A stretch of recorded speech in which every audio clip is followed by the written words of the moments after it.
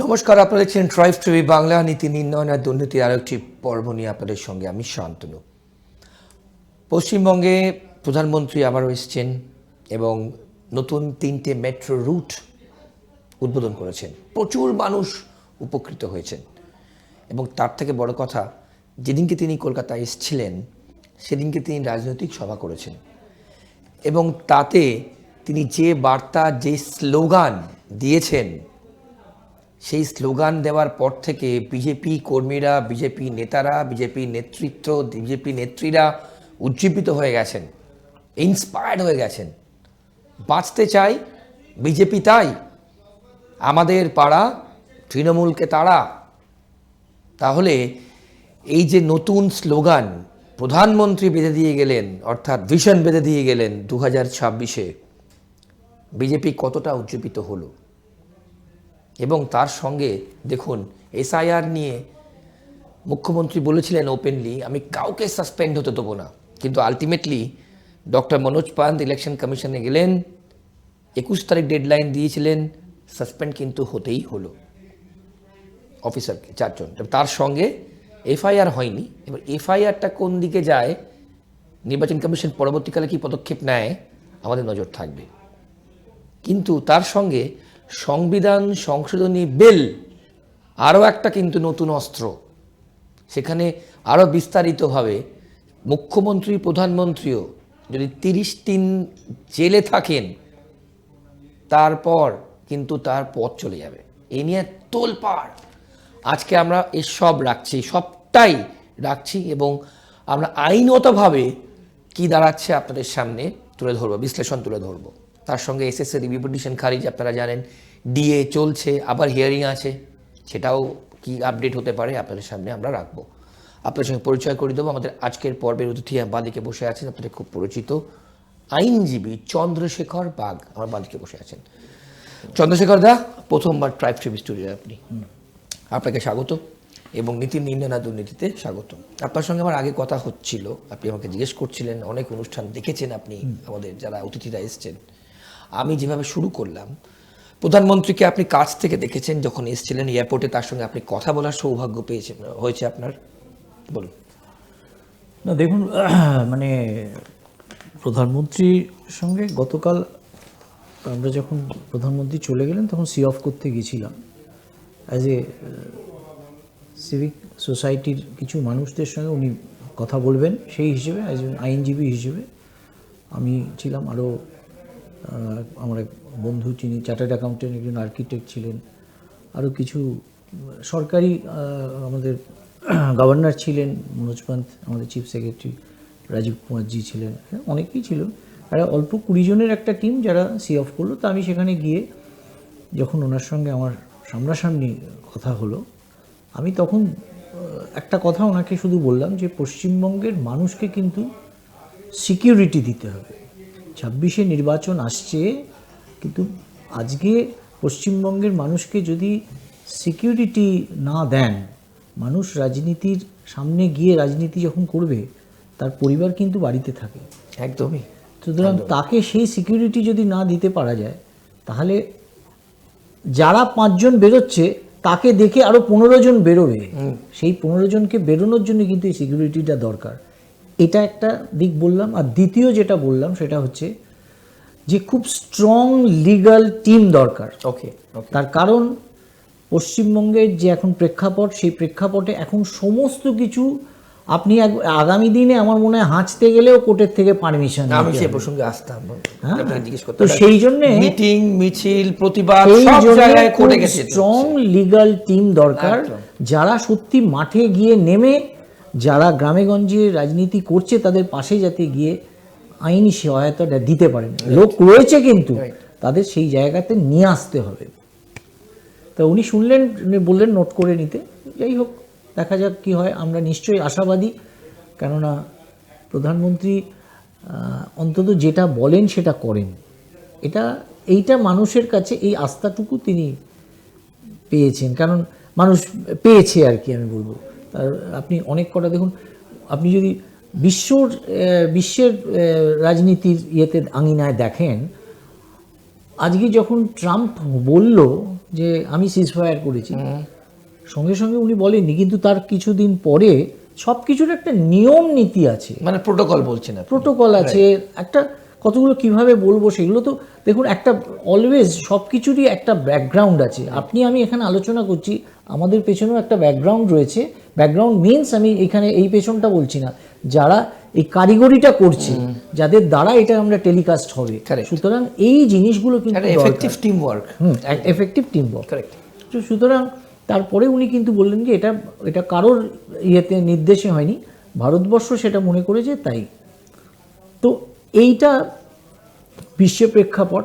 আর পশ্চিমবঙ্গের প্রেক্ষাপটে আজকে যে উন্নয়ন, আজকে যেটা আমরা দেখলাম, তো এত বড় একটা উন্নয়ন পশ্চিমবঙ্গের বাংলার মানুষের, কিন্তু আমরা খুব দুঃখিত। আমি একজন, আমারও মুখ্যমন্ত্রী তিনি, হ্যাঁ একদমই। আপনারও মুখ্যমন্ত্রী তিনি। যারা দেখছেন পছন্দের অনুষ্ঠান, তাদেরও অপছন্দের মুখ্যমন্ত্রী। পছন্দের অপছন্দের হতে পারে, কিন্তু তিনি মুখ্যমন্ত্রী। একদম। তাকে দেখলে আমরা কিন্তু উঠে দাঁড়িয়ে বলবো হ্যাঁ মাননীয় মুখ্যমন্ত্রী।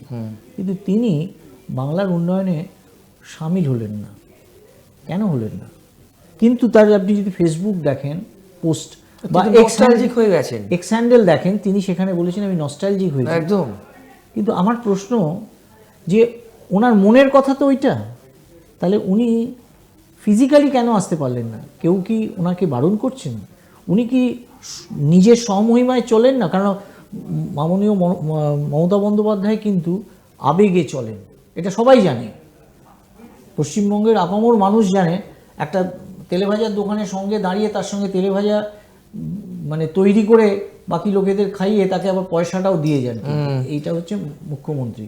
কিন্তু তিনি আজকে এত বড় একটা পশ্চিমবঙ্গের মানুষের উপকারের জন্য একটা জিনিস তৈরি হচ্ছে, তিনি পাশে এসে দাঁড়ালে, জানি না ভোট ব্যাংক কিনা, ভোট ব্যাংকের জন্য কোনো মেসেজ দেওয়ার জন্যে, নাকি না কেউ তাকে কন্ট্রোল করছে, মানে উনি ওনার নিজের যে মানে রিমোটটা কারো অন্য কোথাও বলছেন আপনি। হয়তো তা নাহলে ওনার এক্স হ্যান্ডেলের সঙ্গে যদি আপনার ওনার বাস্তবটা মেলায়, অ্যাকশন যদি মেলান, তাহলে দেখবেন সেটা মিলছে না, একদম কোনো একটা জায়গায় ফাঁক থেকে যাচ্ছে। এটা আমার নিজের মানে অ্যাসেসমেন্ট। রাইট, একদম রাইট, রাইট। ওকে, ওকে চন্দ্রশেখর দা, আমি যেটা সেকেন্ড আপনাকে জিজ্ঞেস করব, এই যে প্রধানমন্ত্রী যে দুটো লাইন, মানে দুটো স্লোগান, বাঁচতে তাই বিজেপি চাই, এবং তার সঙ্গে আমাদের পাড়া তৃণমূলকে তাড়া, তো সাংঘাতিক। মানে এই যে বিশেষ করে এই যে স্লোগান, কিভাবে দেখছেন? দেখুন, আইনজীবী হয়ে নর্মাল চোখে কিভাবে দেখছেন? আইনজীবী না, আমি সাধারণ মানুষ হিসেবে বলছি, এই স্লোগানটা না ইদানিং আপনারা ভুলে গেলে চলবে না, দিল্লি থেকে এলো গাই সঙ্গে বাছুর নাকি একটা কি ছিল না, বহু আগে এই স্লোগানিং কিন্তু ছিল। স্লোগানিং পশ্চিমবঙ্গ বলুন, সারা ভারতবর্ষের রাজনীতিতে এই স্লোগানিং ছিল। আগলি বার মোদি সরকার, ইস বার 200 পার। রাইট। তো এবারে এইটা একটা স্লোগান। আর এই স্লোগানগুলো তো আজকাল প্রচুর এজেন্সি আছে যারা সেই স্লোগানিংগুলো তৈরি করে। ক্যাচি স্লোগান আপনাকে অলওয়েজ পড়তে হয়, নইলে পিছিয়ে পড়তে হয়। হ্যাঁ, তো এইগুলো দিস আর দ্য থিংস। এখন অনেক আমরা মানে সব কিছুই যে আপনি করছেন আমি করছি তা নয়, দেয়ার আর পিপল যারা এইগুলো নিয়েও ভাবছে এবং এইগুলোকে নিয়ে বাজারে ছাড়লে যেটা কোনটা ক্যাচি জিনিস যেগুলো মানুষ ধরবে। সুতরাং সেই হিসেবে মাননীয় প্রধানমন্ত্রী একটা বার্তা দিয়েছেন ক্যাচি মানুষকে। আপনাকে এখন সিস্টেমটাই এরম হয়ে গেছে, আপনাকে এমন একটা কিছু দিতে হবে সেটা সঙ্গে সঙ্গে মানুষ ধরবে এবং সেটাকেই বলতে পারবে। বেশ বেশ। আপনি ভারী কথা বললে সেটা কিন্তু মানে মানুষের মধ্যে সে গভীর রেখাপাত করে, কিন্তু সেটাকে ক্যারি ফরওয়ার্ড করে নিয়ে যাওয়াটা খুব ডিফিকাল্ট। বেশ। চন্দ্রশেখর দা, এই যে দুর্নীতি নিয়ে আমি অনুষ্ঠানের শুরুতে বললাম, দেখুন যেদিকে তাকানো যাচ্ছে সাধারণ মানুষজন বলছেন যে দুর্নীতির পাহাড় প্রমাণ অভিযোগ। এসএসসি রিভিউ পিটিশন খারিজ হয়ে গেল, ডিএ নিয়ে যুদ্ধ চলছে। আবার দেখুন যেখানে পুজোর অনুদান, মুখ্যমন্ত্রী বলছেন যে কত চাই। হ্যাঁ, তো আমাদের অনুষ্ঠানে যারা যারা এসছেন, আপনি একজন আইনজীবী হয়ে এখন কোনো কিছু করতে গেলেই কোর্টে মুভ করতে হচ্ছে, এটা আপনি বললেন, কেন এই দিন পড়লো? না, আমি আপনাদের কিছু কিছু অনুষ্ঠান দেখেছি, প্রচুর ভালো ভালো মানুষ আপনাদের চ্যানেলে আসে এবং আমি দেখিও, মাঝে মাঝেই দেখি, স্ক্রোল করতে করতে দেখি, ভালো লাগে। তো যাই হোক, এটা আমার কাছে একটা বাড়তি সুযোগ আপনাদের এই চ্যানেলে এসে বলতে যাওয়া, পারাটা আর কি। তো একটা জিনিস সেটা হচ্ছে যে দেখুন, সব ব্যাপারেই কোর্টে যেতে হচ্ছে। তার কারণটা হচ্ছে যে বিরোধীদের মানে যেটা দেখুন বাংলার রাজনীতি যদি দেখেন আপনি বাম আমলের থেকে এই স্পেস দেওয়াটা কমে যাচ্ছে আস্তে আস্তে। ওকে, বিরোধীদের যে স্পেসটা দিতে হয় আমাদের ভারতবর্ষের কনস্টিটিউশন অনুযায়ী বিরোধী দলের নেতা ইজ ক্যাবিনেট পোস্ট। একদম। সুতরাং তাকে কিন্তু সেইভাবেই আপনাকে ডিল Treat করতে হবে হবে। অ্যাজ পার ল, ওকে। আইন অনুযায়ী, কনস্টিটিউশন অনুযায়ী। কারণ কনস্টিটিউশনটাকে শপথ করে মাননীয় মুখ্যমন্ত্রী থেকে শুরু করে প্রধানমন্ত্রী সবাইকেই ওইটাকেই কিন্তু follow করতে হবে। শপথ করে তারা গুপ্তি মন্ত্র নিয়ে তারপরে কিন্তু মুখ্যমন্ত্রী হয়েছেন বা প্রধানমন্ত্রী হয়েছেন বা অন্যান্য মন্ত্রী হয়েছে। হয়েছেন। একদম একদম। এখন তার সঙ্গে এই যে 130th যে অ্যামেন্ডমেন্ট, হ্যাঁ, যেটা পার্লামেন্টে প্লেস হলো যে তাদের বিরুদ্ধে 30 দিন তারা জেল কাস্টাডি একদম, হয়। খুব খুব গুরুত্বপূর্ণ তথ্য কিন্তু দর্শকদের বলবো। যে 30 দিন যদি তাদের মানে পুলিশ কাস্টাডি আবার জেল কাস্টাডি হয়, তার মানে আমরা আমাদের যে লিগ্যাল টার্মে বলি দুটো রিমান্ড, ওকে, 14 দিনের করে রিমান্ড হয়। একবার যদি পুলিশ কাস্টাডিতে অ্যারেস্ট হয়, পুলিশ কাস্টাডি হলে 5 দিন হতে পারে যাবে, কিন্তু রিমান্ডটা আবার মামলাটা আসবে 14 দিন পরে। ওকে, আবার দ্বিতীয়বার যখন তার আসবে তখন ঠিক তার 14 দিন মানে 28 দিন হয়ে গেল। 28 দিন। Okay. তা 28 দিনটাকে সেই দুটো রিমান্ডের পর 30 দিনটা হচ্ছে আপনার ক্রাইটেরিয়া। তার মানে দুটো রিমান্ডেও আপনার যদি জামিন না হয় তাহলে আপনাকে মন্ত্রিত্ব রাখা হবে? মুখ্যমন্ত্রী এবং প্রধানমন্ত্রী তার সঙ্গে মন্ত্রিসভা। তার কারণ যে সময় কনস্টিটিউশনটা তৈরি হয়েছিল, যারা কনস্টিটিউয়েন্ট অ্যাসেম্বলির যারা মেম্বার ছিল তারা ভাবেনি যে এত মানে দুর্নীতিগ্রস্ত মানুষ যারা রাজনীতিতে আসবেন এবং তারা মন্ত্রী বা মুখ্যমন্ত্রী বা প্রধানমন্ত্রী হবেন, তাই জন্য তারা সেটা ভাবেননি। তা আজকে কিন্তু সেটাকে ভাবতে হচ্ছে, কেন সিচুয়েশন চেঞ্জ হচ্ছে তো সব কিছু। আজকে সমস্ত কিছু আমরা মোবাইলে ফোনে কথা বলছি, আগে ট্রাঙ্ক কল আসতো লোকের বাড়িতে বা টেলিগ্রাম করে কথা বলতে হতো, তারপর টেলিফোন আসলো, তারপরে এখন মোবাইল ফোন হাতে হাতে। তো সেই জিনিসগুলো যদি আমরা মেনে নিই তাহলে দুর্নীতি যখন হচ্ছে, আপনি ক্রাইম ব্যুরোর রিসার্চ যদি দেখেন সেখানে ক্রাইমের রেট সারা ভারতবর্ষে, শুধু ভারতবর্ষে বলবো না, যেটা আপনাদের সাবজেক্ট দুর্নীতি, হোল ওয়ার্ল্ডে যে corruption is a world phenomena. সারা পৃথিবীতে আপনার দুর্নীতি। আপনি ট্রাম্পের এগেনস্টে এখন ওখানকার মানুষরা বলছে যে তার ছেলেকে সে এত ব্যবসার মধ্যে দিয়ে করাচ্ছে। তো এইটা সারা পৃথিবীতে এই করাপশনটা মানে ইটস আ গ্লোবাল ফেনোমেনা। এবং সেইখানে দুর্নীতিকে রুখতে গিয়ে যদি আইন আনা হয়, যারা বারণ করছে তারা কি চাইছেন? তার মানে তাদের এটাই বক্তব্য কি যে দুর্নীতিগ্রস্ত মানুষ থাকুক মন্ত্রী হয়ে, বা দুর্নীতিগ্রস্ত মানুষই মুখ্যমন্ত্রী থাকুন। কেন একজন মানুষ, যে আগেকার দিনে তো আমরা দেখেছি যে রাজনীতি কোনো অভিযোগ যদি আসতো, যে মন্ত্রিসভা থেকে মমতা বন্দ্যোপাধ্যায় বেরিয়ে এসেছিলেন, জর্জ ফার্নান্ডেসের এগেইনস্টে একটা অ্যালিগেশন এসেছিল, সেই কারণে উনি বলেছেন দুর্নীতি আমি থাকবো না, হ্যাঁ দুর্নীতির সঙ্গে আমি থাকবো না। আবার আমরা এটাও দেখেছি মাননীয় প্রাক্তন আমাদের মুখ্যমন্ত্রী বুদ্ধদেব ভট্টাচার্য বলেছেন চোরদের মন্ত্রিসভায় আমি থাকবো না। তো this was the culture of West Bengal. এবং তখন দুর্নীতি হয়নি কি? দুর্নীতি হয়েছে, কিন্তু এখন এত প্রহার প্রমাণ দুর্নীতি, সেই দুর্নীতিকে রোখার জন্য নতুন করে আইন ভাবতে হচ্ছে। সেই আইনটাকে যদি বিরোধী বলুন, আজকে যারা বিরোধী তারা কালকে তো সরকারে যাবে, আজ নয় কাল তারা তো সরকারে আসবে, তারাও তো তখন এই আইন তাদেরও মানতে হবে। তারাও তখন বলবে যে যারা করছে তাদের বিরুদ্ধে এটাও অ্যাপ্লিকেশন হবে যে আমাদের নেতাদের ধরার জন্য এটা করছে। এগুলো তা নয়। আপনাকে দুর্নীতি মুক্ত যে আমাদের যে কনস্টিটিউশনে যে আইন রয়েছে সেই আইনটাকে মানে সঠিকভাবে তাকে রূপায়ণ দিতে গেলে আপনাকে দুর্নীতিমুক্ত সরকার তৈরি করতে হবে, এবং সেটার জন্য এই পরিবর্তন, এই অ্যামেন্ডমেন্ট 130th অ্যামেন্ডমেন্ট। বেশ, ওকে, খুব বিস্তারিতভাবে ব্যাখ্যা করলেন। দর্শকরা হয়তো অনেকে জিজ্ঞেস করেন আমাদের অন্যান্য পর্বে, আপনারা হয়তো আপনাদের প্রশ্নের উত্তর পেলেন। এবার একটু এসআইআর দিকে যাই। চন্দ্রশেখর দা, এসআইআর এই যে রিভিশন, ইলেকশন কমিশন তো এসআইআর করবেই, কিন্তু আমার আপনার কাছে দুটো স্পেসিফিক প্রশ্ন। আপনি একজন লয়ার, আইনজীবী, এই যে নির্বাচন কমিশন যা বলেছে 21 তারিখ ডেডলাইনের পর এফআইআর কিন্তু করা হলো না, সাসপেনশন হলো, তাহলে মুখ্যমন্ত্রী বলেছিলেন আমি সাসপেন্ড করতে দেবো না, কি তার প্রভাব পড়বে? এক। আর দুই, আইনতভাবে নেক্সট কি স্টেপ নির্বাচন কমিশন নিতে পারে? আচ্ছা, নির্বাচন কমিশন ভাবলে আমরা একটাই নাম আগে প্রথমে ভাবি, টিএন শেষন। একদম। তার কারণ হচ্ছে তিনি পথিকৃৎ। তিনি বুঝিয়ে দিয়েছিলেন যে ইলেকশন কমিশনের ক্ষমতা আজকে কিন্তু আমরা আলোচনা করছি, কিন্তু সেদিন তিনি এই একই কনস্টিটিউশনে যা লেখা আজ সেদিনও ছিল, আজও আছে, নতুন কিছুই হয়নি, কিন্তু you must know how to implement, okay, সেটা জানার দরকার। এবং সেটার জন্য তখন কিন্তু সমস্ত বিরোধী দলেরা, কিন্তু তখন বিজেপি বলুন, কংগ্রেস বলুন, সবাই টিএন সেশনের বিরোধিতা করেছিল, কিন্তু টিএন সেশন তার নিজের অটলভাবে। এবং আজকে আমরা এই যে সিআরপিএফ প্যারামিলিটারি ফোর্স বুথে দেখি, মানে সেন্ট্রাল ফোর্স, হ্যাঁ, সেই ফোর্স কিন্তু ইন্ট্রোডিউস করা হচ্ছে টিএন সেশন যে সময়। একদম। তা আজকে যে ইলেকশন কমিশন রয়েছেন, আজকে প্রেক্ষাপটটা বুঝতে হবে, 2025-এর প্রেক্ষাপট, আজকে যেভাবে দুর্নীতি হচ্ছে, যেভাবে মানে যে জাতীয় জায়গায় মানে যারা, তার আরেকটা জিনিস যেটা বলার দরকার, সেটা হচ্ছে টিএন সেশনের সময় হয়েছিল, সেটা হচ্ছে আপনার এক্সপেন্ডিচার। আপনার এক্সপেন্ডিচারের কত টাকা আপনি পাচ্ছেন এবং কত টাকা আপনাকে খরচ করছেন, তার একটা হিসেব করে দিতে হতো, যেগুলো আগে এগুলো ছিল না। এগুলো সমস্ত কিন্তু টিএন সেশন তৈরি করেছিলেন সেই সময়, তার আইনে বলা আছে, এগুলো উনি ইমপ্লিমেন্ট করেছিলেন স্বচ্ছতা আনার জন্য, ট্রান্সপারেন্সি আনার জন্য। তা আজকে গণেশ কুমার যেটা করছেন এসআইআরটার কারণটা কি, যে আপনি যদি সিটিজেন হন আপনি ভোট দেবেন, এর মধ্যে আর কিছু বক্তব্য নেই। তো বিরোধিতা, সেটা কি যারা বিরোধিতা করছেন তারা কি এরা বুঝছেন না, বা বুঝেও এটার বিরোধিতা করছেন না, বিরোধিতা করার জন্য বিরোধিতা করছেন?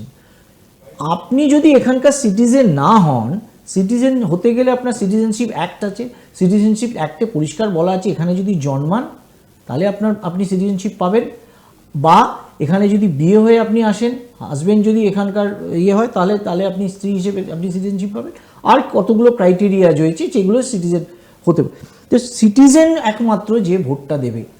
ভুয়ো ভোটার ছিল, আগে হয়েছে, আমাদের অভিষেক বন্দ্যোপাধ্যায় বলছে পার্লামেন্ট তাহলে বন্ধ করে দিয়ে নতুন করে নির্বাচন হোক, কারণ ভুয়ো ভোটার সমস্ত তারাও ভোট দিয়েছে, হয়েছে। ওই ভোটার লিস্টে তো পশ্চিমবঙ্গ সরকার রয়েছে, সেটা বলছেন না। কিন্তু কথা হচ্ছে যদি একটা ভুল হয়ে থাকে, সেই ভুলটা রেকটিফাই করব না, বা রেকটিফাই করলে তাতে আপত্তিটা কোনখানে? তো সেটাই তো উনি চেষ্টা করছেন, যে একটা টোটাল রিভিউ করার, এবং সেটা ঘরে ঘরে মানুষের কাছে গিয়ে ডিটেলিংটা নিচ্ছেন, যে মারা গেছে কিনা এখানে থাকে। বিরোধীরা বলছে যে ভোট চুরি করছে ইলেকশন কমিশন, তো মারাত্মক অভিযোগ চন্দ্রশেখর দা। এটা একটা অভিযোগ, এই ভোট চুরি। ইলেকশন কমিশন, সুপ্রিম কোর্ট পরিষ্কার ইলেকশন কমিশনকে, যারা মামলা করেছিল তাদেরকে বলেছে যে 15 জন মানুষকে এনে দেখিয়ে দিন আমাদেরকে, যে যারা মৃত বা ওখানে থাকে না সেরকম মানুষের ভোট ইয়েতে রয়েছে, তাদের এনে আপনারা বলুন, তারা এনে অ্যাফিডেভিট করে দেখাতে পারেনি। কিন্তু যারা 10টা মামলা হয়েছে সুপ্রিম কোর্টে এই এসআইআরকে, বিহারের এসআইআরটাকে চ্যালেঞ্জ করে, কিন্তু তারা এখন অবধি এফিডেভিট দিতে পারেনি। আর ইলেকশন কমিশন তো পরিষ্কার বলেছে যে যাদের নাম বাদ যাবে তাদের প্রত্যেককে ইন্ডিভিজুয়ালি প্রত্যেককে হিয়ারিং শুনানি হবে, শুনবে যে কেন তোমার নাম বাদ যাচ্ছে, কেন। আজকে ধরুন আমি এখানে চাকরি করি, বহু জায়গায় যেটা হয়, এই যে পরিযায়ী শ্রমিক চলে যাচ্ছে, ওখানে গিয়ে থাকছে, রোজগার করছে, ওখানে ভোটের সময় এখানে এসে ভোটটা দিচ্ছে বা দিচ্ছে না, ভুয়ো ভোট পড়ছে। সিস্টেমটা যদি এই রকম হয় যে ওখানে যদি আমি থাকি, আমার এখানকার নামটা ডিলিট হবে, আমি ওখানে আমার ভোটটা নাম তুলব, যেদিন আবার ওখান থেকে চলে আসবো এখানে এসে আবার ওখানের নামটা ডিলিট করে এখানে এসে ট্রান্সপারেন্সি। রাইট। আপনাকে তো সিস্টেম, অনেক ভুল কিছু ছিল, তখন সেই ভুলগুলোকে রেকটিফাই করতে করতে তো আজকে জায়গাটায় আসছে, সেইটাই করা উনি চেষ্টা করছেন। সেটা নিয়ে মামলা হয়েছে, সুপ্রিম কোর্ট বলেছে আধার কার্ডকে ঢোকাতে হবে।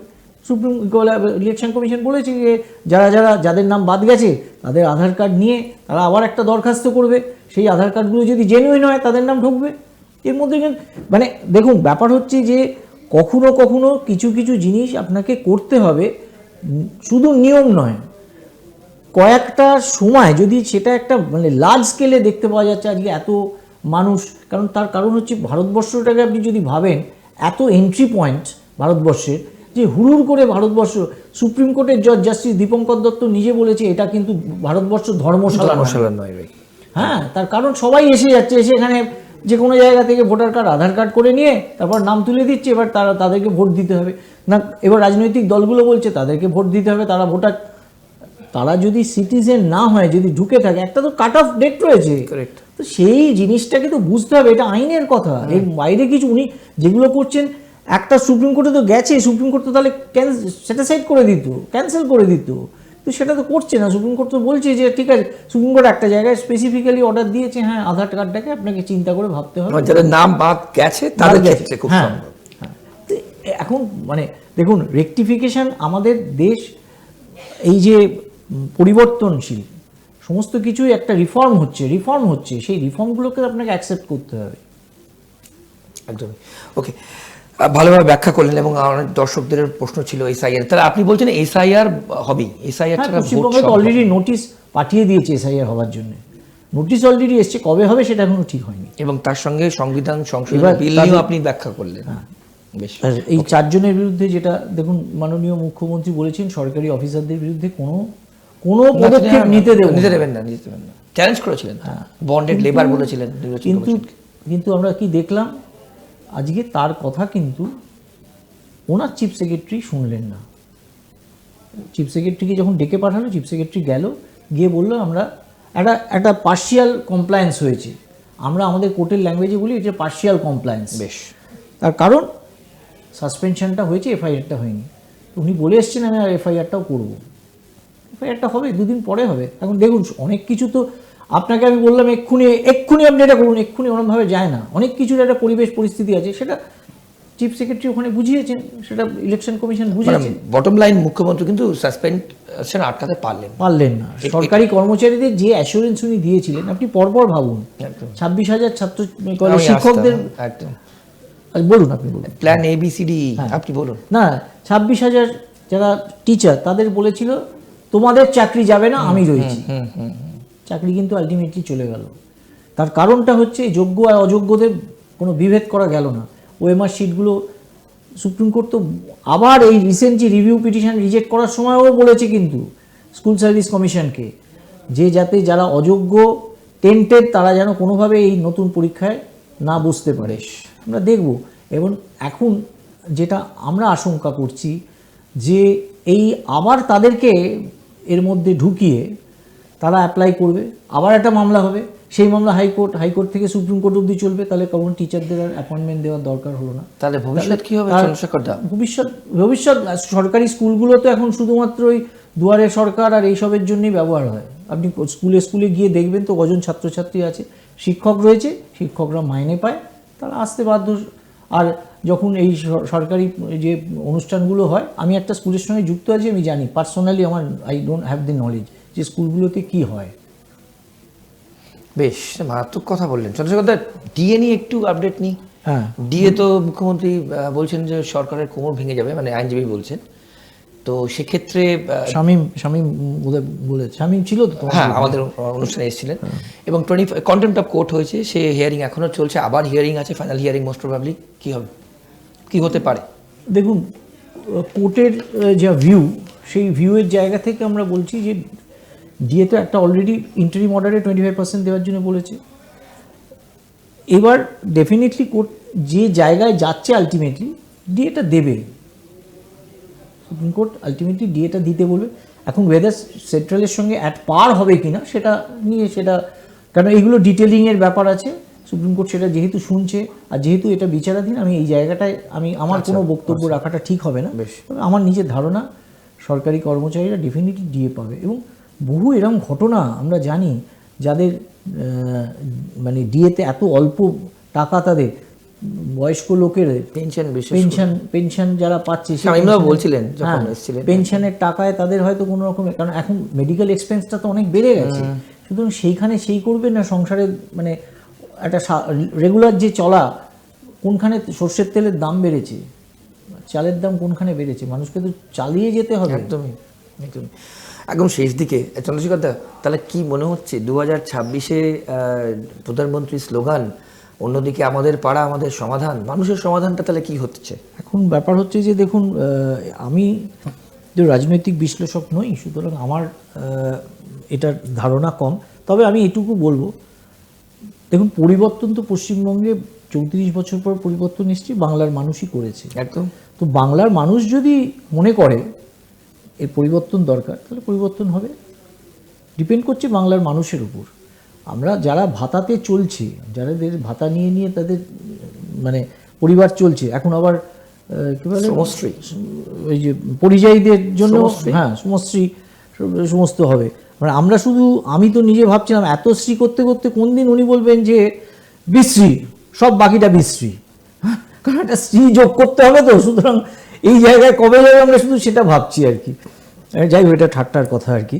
কিন্তু না, একটু ইন্টারাপ্ট করে দিই। এখানে আমাদের যারা কংগ্রেসের নেতারা এসেছিলেন, তার মধ্যে সুমনবাবু এসেছিলেন, সুমন রায়চৌধুরী, উনি বলছেন কুশ্রী বলে হয়তো একটা নতুন উপাধি পশ্চিমবঙ্গবাসী দেখতে পাবেন। হ্যাঁ, না আমার তো যেটা মনে হচ্ছে আমরা খুব ব্যবহার যেটা করি সেটা হচ্ছে বিশ্রী, সুতরাং ওটা কবে উনি কিসের নাম দেবেন আমি জানি না। যাই হোক, কিন্তু এই যে ভাতা দিয়ে দিয়ে মানুষকে, দেখুন আজকে দিল্লিতেও তো এই একই জিনিস ছিল, কিন্তু সেই সরকারও তো পড়েছে। ডিপেন্ড করছে যদি সেন্ট্রাল গভর্নমেন্ট 2011-এ যেভাবে নির্বাচন হয়েছিল সেই নির্বাচন যদি হয়, তাহলে ডেফিনেটলি পশ্চিমবঙ্গে পরিবর্তন হবে। সাধারণ মানুষ, আপনি, আমি, টিভির পেছনে যারা রয়েছে তারা যদি চায় নিশ্চয়ই হবে। আমি একদম শেষ লাইন নেবো আপনার, একদম দুটো আমি শব্দ বলবো, আপনি যে করে একটা শব্দ বলবেন দর্শকদের জন্য। 26-এ পরিত্রাণ না পরিবর্তন? অবশ্যই পরিবর্তন, অবশ্যই পরিবর্তন। অনেক ধন্যবাদ চন্দ্রশেখর দা আপনার সময়ের জন্য, অনেক ধন্যবাদ। আপনারা দেখলেন আমরা কিন্তু আজকে আইনত দিক থেকে লিগালি কি কি হতে পারে সবটাই রাখলাম, মানে সব এই আজকের পর্বে এসআইআর থেকে শুরু করে সংবিধান সংশোধনী বিল থেকে শুরু করে প্রধানমন্ত্রীর নতুন স্লোগান থেকে শুরু করে এসএসসি ডিএ সব কিছুই আজ রাখলাম এবং আপনাদের সামনে বিশ্লেষণ লিগালি আইনত কি হতে পারে একটা মোটামুটি পিকচার ছবি তুলে ধরার চেষ্টা করলাম। কেমন লাগলো আজকের পর্ব আপনারা বলবেন এবং আপনাদের সুচিন্তিত মতামত লিখবেন। আজকের পর্ব এ পর্যন্তই। অন্যান্য সব খবরের জন্য আপনাদের চোখ থাকুক ট্রাইব টিভি বাংলার পর্দায়। নমস্কার, ভালো থাকবেন।